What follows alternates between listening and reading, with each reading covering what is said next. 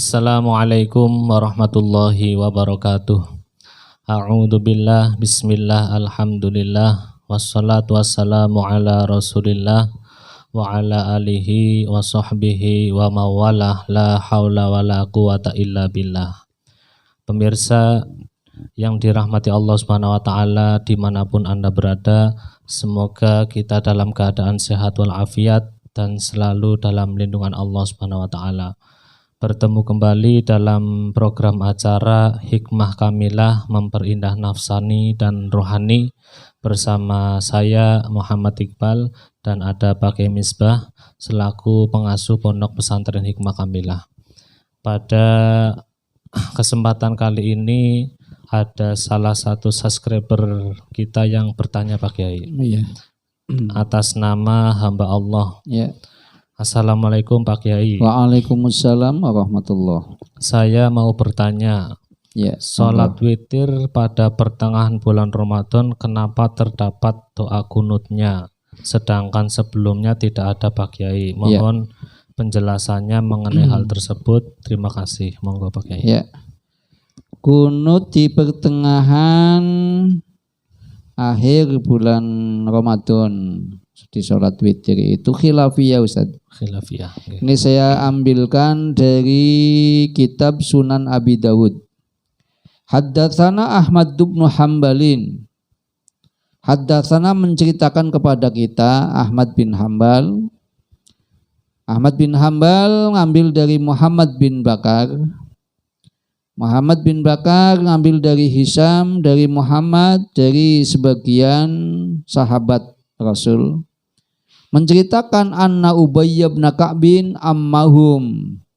Sesungguhnya Ubay bin Ka'ab mengimami para sahabat yakni fi Ramadan di bulan Ramadan. Wa kana yaqnutu fin nisfil akhir min Ramadana. Keberadaan Ubay bin Ka'ab kunut di pertengahan akhir dari bulan Ramadan. Ini tertulis di dalam kitab Sunan Abi Dawud halaman 65 Jusani. Kemudian ada lagi saya ambilkan dari Sunan Ibnu Majah. Haddatsana Abu Bakr bin Abi Syaibah. Abu Bakar bin Syaibah menceritakan kepada kami. Kemudian Syarik menceritakan kepada kami, kata Abu Bakar. Syarik dari Abi Ishaq, dari Buraid ibn Abi Maryam, dari Abil Hawra'a, dari Hasan bin Ali. Hasan bin Ali mengatakan allamani jaddi Rasulullah. Kakekku memberikan pelajaran kepadaku, yakni Rasulullah memberikan pelajaran kepadaku kalimatin, beberapa kalimat aku luhunna yang aku mengucapkannya fi kunutil witri di dalam kunutnya sholat witir. Ini yang tertulis di dalam kitab Sunan Ibnu Majah, berbeda kunutnya. Dari Allahumma afini fi man afait, biasanya kan Allahumma hdini. Okay. Nah kalau di Sunan Ibnu Majah bahasanya kayak gini, Allahumma afini fi man afait wa tawallani fi man tawallait baru wahdini fi man hadait. Waqini syarra ma qadait wa barik li fi ma a'tait innaka taqdi wa la yuqda 'alaik innahu la yadhillu ma walait subhanaka rabbana tabarakta wa ta'alait. Ini tertulis di dalam Sunan Ibnu Majah halaman 373 juz awal, tertulis ini. Saya tuliskan seperti ini supaya gampang kalau mau mencari, jadikan sudah ada petunjuknya ya. Kemudian saya ambilkan lagi dari Sunan At-Tirmidzi. Wa qad ruwiya an Ali ibn Abi Thalibin annahu kana la yaqnutu illa fin nisfil akhir min Ramadana wa kana yaqnutu ba'da ruku'i. Wa qad ruwiya an Aliin, betul-betul diriwayatkan dari Ali bin Abi Thalib. Annahu, sesungguhnya Ali bin Abi Thalib kana la yaqnutu illa fin nisfil akhir. Keberadaannya tidak pernah kunut kecuali di pertengahan akhir min Ramadan dari bulan Ramadan wa kana yaknutu ba'da ruku'i dan Ali bin Abi Thalib ini berkunut setelah ruku. Khilafiyah ada kunut sebelum ruku, ada kunut sesudah ruku. Nah ini yang dilakukan oleh Ali bin Abi Thalib,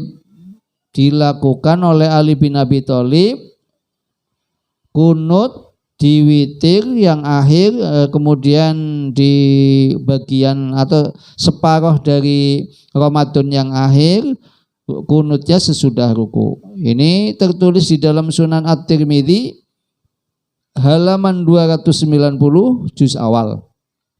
Jadi kunut di witir yang ada di pertengahan akhir bulan Ramadan, berarti pertengahan akhir dari tanggal 16 tentunya 16. Bukan 15. Dari tanggal 16 malam 16 sampai akhir bulan Ramadan ini dicontohkan oleh Ubay bin Ka'ab, dicontohkan oleh Ali bin Abi Thalib, dalam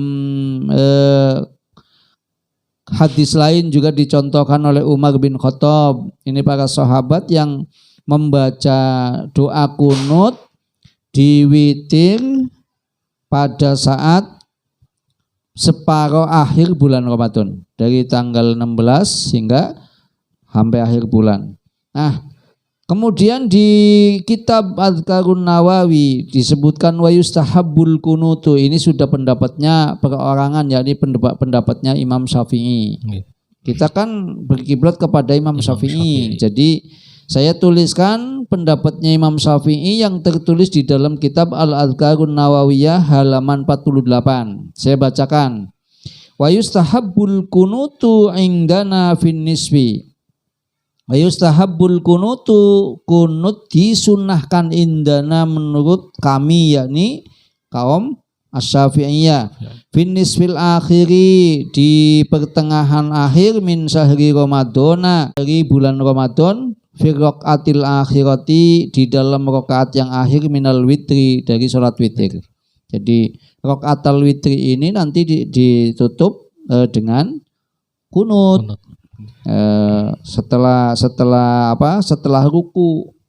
Setelah ruku di akhir, ya yang disebut witir kan al witru rakaatun. Yang disebut witir adalah satu rakaat. Itulah di satu rakaat ini setelah baca Fatihah, baca surah, kemudian ruku. Surah yang ada di dalam rakaat al-witri yang dicontohkan oleh Rasulullah kan suratul Ikhlas, Muawwidzatain, Al-Falaq sama An-Nas. Setelah itu baru ruku. Setelah ruku, bangun dari ruku dalam kondisi i'tidal, di situ baru baca kunut. Ini yang dicontohkan oleh ulama-ulama kita, termasuk pendapatnya Imam Syafi'i. Jadi kenapa di sebagian akhir atau separuh akhir bulan Ramadan ini yang dilakukan? Karena contohnya memang seperti itu. Kita ibadah itu adalah menyontoh orang-orang tembok dulu, yang tembok dulu juga menyontoh Nabi tentunya. Menyontoh Nabi tentunya di metode ibadahnya. Karena tidak mungkin orang itu nyontoh selain dari Nabi. Wong ibadah itu contohnya hanya baginda Nabi. Ibadah sholat contohnya dalam hadis lain disebutkan shollu kama ra'aitumuni usolli. Shollu, sholatlah kamu kama ra'aitumuni usolli, sebagaimana kamu melihat aku menunaikan sholat. Jadi sholat kita itu yang kita berkiblat kepada Imam Syafi'i, dan Imam Syafi'i tentunya bersanad kepada Rasulullah.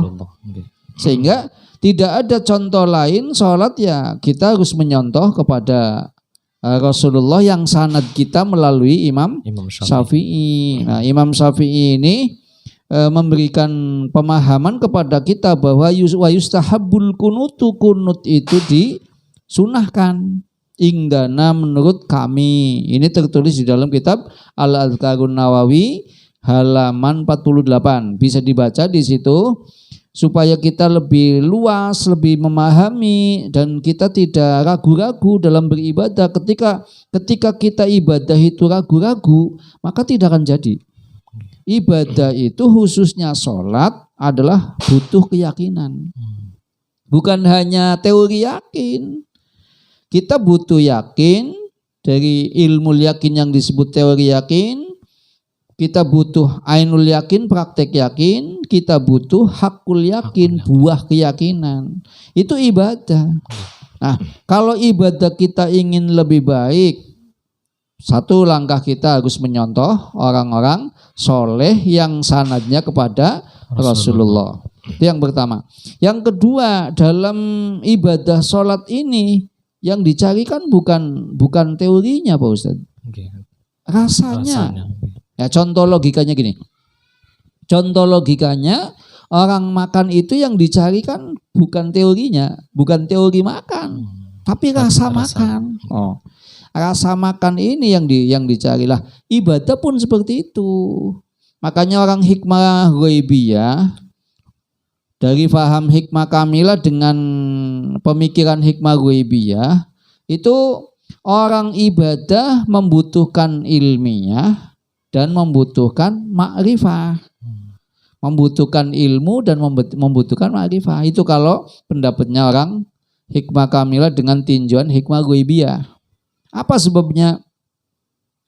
Kalau kita beramal tanpa dasar ilmu, maka amal kita akan ditolak. Ibnu Ruslan di kitab Zubat menjelaskan, wa kullu man bi ghairi ilmin ya'malu a'maluhu mardudatun la tuqbalu. Wa kullu man, setiap orang, bi ghairi ilmin, tanpa dasar disiplin ilmu, ya'malu, beramal, a'maluhu, maka semua amalnya mardudatun, ditolak. Latuk balu artinya tidak terima. Bahasanya sudah mardudatun, ditolak, ditafsiri, ditakwili, latuk balu, yakni tidak diterima. Berarti kan udah luar biasa, ditolak sama sekali gitu. Ya, nah ini makanya kita ibadah perlu adanya ilmu. Oh, nah ilmu ini untuk ibadah apa saja? Ilmu syariah, ilmu thariqah, ilmu hakikoh. Ini 3. Ilmu syariah apa? Syariah itu undang-undang dari Al-Quran dan Al-Hadis. Tadi kan sudah saya jelaskan, hadisnya sholat itu shollu kama ra'aitumuni usolli. Nah ini dari undang-undang, kemudian prakteknya melalui hadis tadi yang disebut thariqahnya adalah lakukanlah sholat seperti sholatku. Nah berarti thariqah sholat ala Rasulillah yang kita ambil dari para kiai kita yang sanadnya melalui Imam Syafi'i hingga kepada baginda Nabi. Itu dari thariqatus sholat. Kemudian hakikatus sholat. Hakikatus sholat ini kita perlu memahami rukun kolbi. Rukun kolbi, ya kalau yang namanya rukun kolbi kan berarti di dalam hati. Kenapa Imam Syafi'i menyunahkan untuk melafalkan?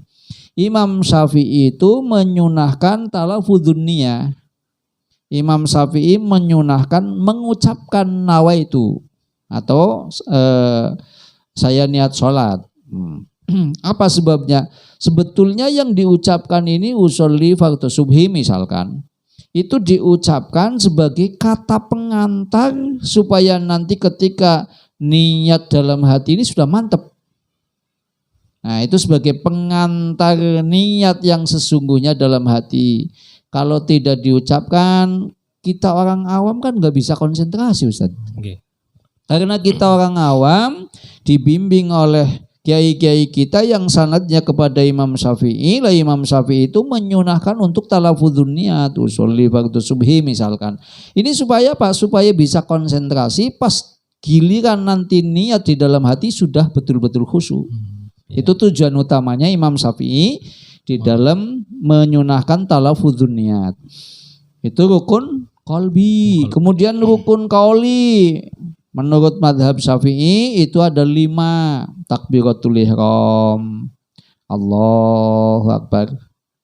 Ini takbir artinya ucapan Allahu Akbar. Ihram itu artinya segala sesuatu perbuatan atau gerakan ucapan yang di luar sholat itu sudah diharamkan. Takbir artinya ucapan Allahu Akbar, ihram itu artinya mengharamkan semua kegiatan bentuk ucapan dan gerakan di luar sholat. Ketika ayat hafidhu ala sholawati was sholatil wusta wa qumu lillahi qanitin belum diturunkan, yakni ayat 238 surah Al-Baqarah belum diturunkan. Sholat itu masih boleh berbicara, Ustaz. Oh, boleh. Iya, sebelum ayat itu diturunkan, itu sholat bisa ngobrol. Ya contoh bahasa Jawanya, Allahu Akbar konis mangan. Itu boleh sebelum ayat itu diturunkan. Dulu itu. Iya, sebelum ayat hafidhu ala sholawati wa sholatil wusta wa qumu lillahi qanitin ini belum diturunkan, itu sholat boleh ngobrol. Boleh ngobrol. Boleh sambil ngobrol itu boleh. Tapi setelah ayat itu diturunkan, sholat itu tadi takbiratul ihram, takbir yang ketika sudah diucapkan Allahu Akbar maka mengharamkan semua akwalin, ucapan-ucapan, wa af'alin, gerakan-gerakan dari yang tidak ada di dalam sholat. Itu diharamkan. Oh, jadi rukun qauli pertama takbiratul ihram, kedua Fatihah. Fatihah itu dengan dalil la sholata liman lam yaqra' bi Fatihatil kitab. La sholata tidak sah sholatnya liman lam yaqra' yang tidak membaca bi Fatihatil kitab dengan suratul Fatihah. Itu tidak sah. Kemudian tasyahud, sholawat, yang terakhir adalah salam ke kanan. Berarti 5 rukun qauli. Rukun fi'linya semua gerakan, berdiri, ruku, duduk, sujud. Nah itu rukun qauli menurut Imam Syafi'i. Insya Allah nanti kapan-kapan kita akan jelaskan. Jadi simpulannya pertanyaan kunut di pertengahan akhir bulan Ramadan ini memang khilafiyah. Saya ambilkan dari Sunan Abi Dawud tadi halaman 65 juz Sani. Saya ambilkan dari Sunan Ibnu Majah halaman 373 juz awal. Saya ambilkan dari Sunan At-Tirmidzi halaman 290 juz awal, dan saya ambilkan makolahnya Imam An-Nawawi penulis Adhkarun Nawawi halaman 48 di kitab Al-Adhkarun Nawawiyah. Insyaallah saya kira untuk makhod, untuk referensi sudah cukup, Ustaz. Jadi pendapat saya ya kita ikuti ulama-ulama usolihun yang dicontohkan oleh para sahabat termasuk Imam Syafi'i dan kiai-kiai kita yang berkiblat kepada para beliau itu. Saya kira cukup, Ustaz. Terima kasih Pak Kiai atas jawabannya. Demikian jawaban mengenai sholat witir, kenapa ada kunutnya di pertengahan bulan Ramadan. Semoga ada manfaatnya untuk kita semua. Saya dan Pak Kiai Misbah pamit undur diri. Terima kasih. Wassalamualaikum warahmatullahi wabarakatuh.